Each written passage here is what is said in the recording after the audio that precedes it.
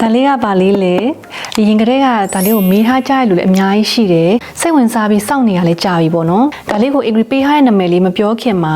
idea လေးဘယ်လိုရခဲ့လဲဆိုတာကိုအရင်ပြပြချင်ပါတယ် agree ကလိုက်အောင်တင်မဟုတ်ပဲမြင်လိုက်တာနဲ့ပျော်စရာကောင်းပြီးကိုင်တဲ့ချိန်မှာလည်းအထူးခံစားချက်လေးပေးနိုင်တဲ့ product လေးကိုဖန်တီးချင်တာပေါ့နော်ဒါကြောင့် product concept ကနေ packaging design ဒီ limited gift box design အထိအသေးစိတ်တွေကစ agree ကိုယ်တိုင်ပါဝင် design ဆွဲထားတာဖြစ်ပါတယ်ဒီ collection လေးက agree တော့အရင်အသိပ္ပယ်ရှိတဲ့ collection လေးတစ်ခုဖြစ်တယ်ပေါ့နော်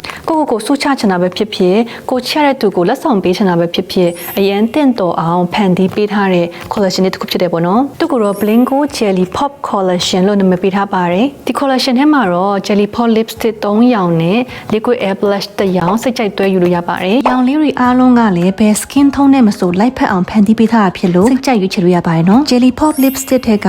01 Tipsy Strawberry လေးကိုအရင်ဆိုကြည့်မယ်နော်သူကတော့ဒီလို fresh pink အရောင်လေးပေါ့နော် Jelly texture ဖြစ်ပြီး high gloss formula ကိုအသုံးပြုထားလို့ဆိုလိုက်တာနဲ့ jelly လိုကြည်လင်တောက်ပတဲ့ glossy shine ကိုရရှိနိုင်ပါတယ်နော်သူကတော့ agree က liquid air blush 01 sweet pink နဲ့တွဲပေးလိုက်မယ်အသုံးမပြုခင်လေးမှာဒီလိုလေး shake လုပ်ပေးပါမယ်နော်ပြီးရင်အများကြီးလိမ့်စရာမလိုဘဲနဲ့နည်းနည်းလေးတို့ပေးလိုက်ရပြီနော်အရောင်လေးကိုဖြန့်ပေးတဲ့ခါမှာလဲ makeup sponge ကိုမသုံးပါနဲ့နော်ဒီလို makeup brush လေးနဲ့စဝိုင်းပုံစံလေးဖြန့်ပေးရင်ပိုလာတဲ့ result လေးရရှိနိုင်ပါတယ် makeup sponge နဲ့သုံးပေးရင်သူကအရောင်တွေကိုပြန်ပြီးတော့ဆုပ်ယူသွားစေတယ်ဒါကြောင့်မျက်နှာမှာဘာမှမကျန်မနေမှာပေါ့နော် Korean makeup look လေးတွေသဘောကျရင်တော့ဒီအရောင်လေးအရင်ဆင်ပြေပါတယ်နော် Jelly Pop lipstick 02အရောင်လေးဆိုကြည့်ပါမယ်သူကတော့ elegant berry tone လေးပေါ့နော် vitamin E နဲ့ lip care ingredients တွေပါဝင်တာကြောင့်နှာခမ်းကိုလည်းဆိုပြေပြီးနှုတ်ညံ့စေပါတယ်သူ့ကိုဆိုးတဲ့ခါမှာလည်းနှာခမ်းအတွင်းပိုင်းကနေစဆိုးပြီးတော့လက်လေးနဲ့အပြင်ဘက်ကိုဖြန့်ပေးရင်ပိုလာစေပါတယ်နော်သူကတော့ liquid air blush